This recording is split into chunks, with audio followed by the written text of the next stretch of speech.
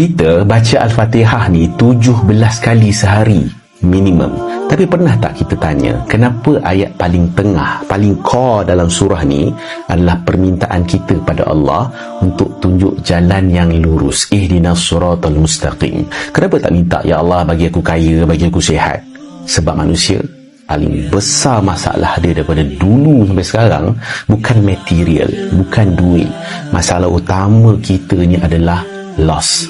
Kita hilang arah. So psychologically, bila manusia ni hilang tujuan, hilang purpose, jiwa dia automatically akan rasa kosong walaupun duit, harta banyak. Bila kita sebut tunjukkan kami jalan yang lurus, sebenarnya kita tengah mengaku kelemahan diri kita. Kita mengaku dekat Allah, ya Allah, aku tak pandai, aku confused, aku banyak pilihan sampai aku pening. Tolonglah guide aku, ya Allah. So Ramadan kali ini, janganlah baca Al-Fatihah ni macam robot. Baca dengan penuh rasa desperate, macam seorang budak kecil yang sesat tengah cari mak ayah dekat pasar raya. Sebab tak guna kita ni jalan laju, tapi sebenarnya kita sedang berlari ke arah yang salah.